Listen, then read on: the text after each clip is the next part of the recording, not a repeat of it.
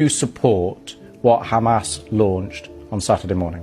Well, this is not the right question, Louis. Really, the right it's question. It's an important question. No, it is not an important question because whether you support their action or not is an important question. No. It is not an important question. Hamas is a group, is a militant group. You're talking with the Palestinian representative. Our position is very well known and clear. And what is that? Do you support Hamas's action? And then you cannot equate.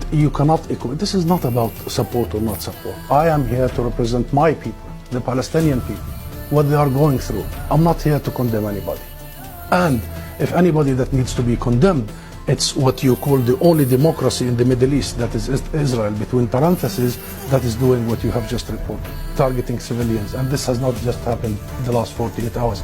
Hamas was just targeting Palestinians, but you won't condemn that. I'll tell you one thing. Hamas is not the Palestinian government, okay? The Israeli government is giving orders for its organized army. So please don't draw any symmetry here. Don't equate. There is no way you can draw any symmetry. And don't equate between the occupied and the occupier. This doesn't serve justice to understand for your audience and viewers the real situation. Since Israel's establishment, it has had one military doctrine. When it fights, it goes and fights civilians, kill civilians, so they pressure the fighters.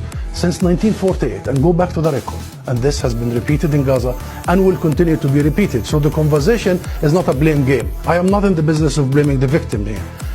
The real conversation is how do we stop this vicious, deadly cycle?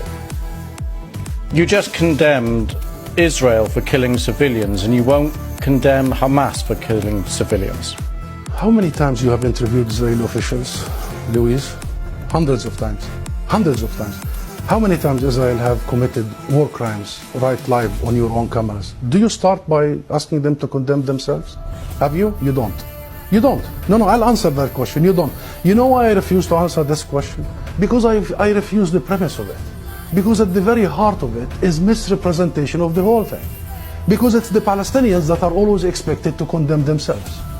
I mean, come on, this is a political conflict. We have been denied our rights for a long time. So this is the wrong starting point.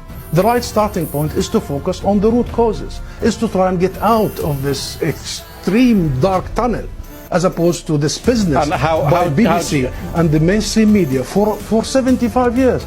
You bring us here whenever there are Israelis who are killed. Did you bring me here when many Palestinians in the West Bank, more than 200 over the last few months? Do you invite me when there is such Israeli provocations in Jerusalem and elsewhere? Because what Israelis have seen, which we started by saying tragic, the last 48 hours, the Palestinians see every day for the last 50 years. You know the situation in Gaza, you've just described it. This is the biggest open-air prison. Those people, 2 million, have been taken hostage by Israel for the last 16 years. So I'm saying this just to say, Louise, perhaps this is about time we abandon this rhetoric, very dangerous, this framework, and we start giving people the real ugly truth sometimes. What is the solution in your eyes? International law. That's it. What does that mean?